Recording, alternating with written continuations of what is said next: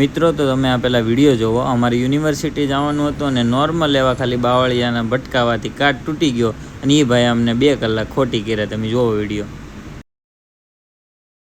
આ છે ને આ બસનો ગ્લાસ, સાઈડનો ગ્લાસ જે આવે ને તૂટી ગયો, બાવળિયાર ભટકાણી હતી ને એટલે. તો અમે તૂટી ગયો એટલે એને પેલા ગાડી બસ ઊભી રાખી દીધી આગળ આમ. ત્યાં અમે કલાક જેવું ઉભા રહ્યા પેલા. તો પછી એને ટ્રાય કરી કે એની જે બસની ચાવી હતી ને એની ફિક્સ કરવાની ટ્રાય કરી, પણ ચૂને આ લોકો પાસે પાના નથી, એવડી મોટી બસ હતી, પાના હતા નહીં એક કોઈ સાધનો રાખે જ નહીં બસમાં. પછી એને સર્વિસ સ્ટેશન વાળાને ફોન કર્યો, તો સર્વિસ સ્ટેશન વાળાએ કીધું કે તમે સર્વિસ સ્ટેશને આવો, તમારે અહીંયા આવવું પડશે ને અમે તમને ફિક્સ કરો. એને આખી બસ લઈને એને સર્વિસ સ્ટેશન ઉપાડી. અમે અહીંયા ક્યારના આવી ગયા છીએ, જો અમે સર્વિસ સ્ટેશન ઉભા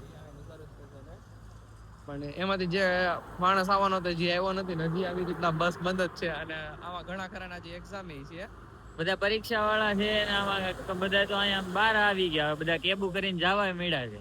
એમને પણ આ બસ જો ક્યારની આખી આમના ઊભી છે અને અંદર આખા ફૂલ પેસેન્જર થી ભરેલી છે બસ. 1.5 કલાક જેવું થઈ ગયું છે, આનું કઈ સોલ્યુશન જ નથી આવ્યું છે.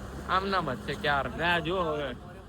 હા, અને આ ભાઈ જો ભાઈ કેવા માંગે કે શું કેવા માંગો? મોરે મોરું જવા. મોરે આપણે ઇન્ડિયામાં ભાઈ જો આખો મોરો તૂટી ગયો હોય તો એ તો ઠેક સુરત થી સૌરાષ્ટ્ર લગી પોગી જાય, ગમે ત્યાં વગર જવા દે, રમરમાટી બ્રેક વગર સુરત થી દ્વારકા પોગી જાય એમ નામ. અને અહીંયા ખાલી એક સાઈડ નો ગ્લાસ તૂટે ને એટલી મગજ મારી. કલાક તો વેઇટિંગ કરવાનું હોય.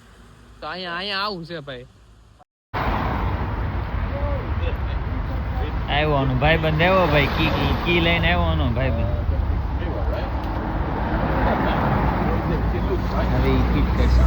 તો ભાઈ ફાઇનલી 2 કલાકે ગ્લાસ ફિટ કરી રહ્યો. આવું છે ત્યારે યુકેમાં.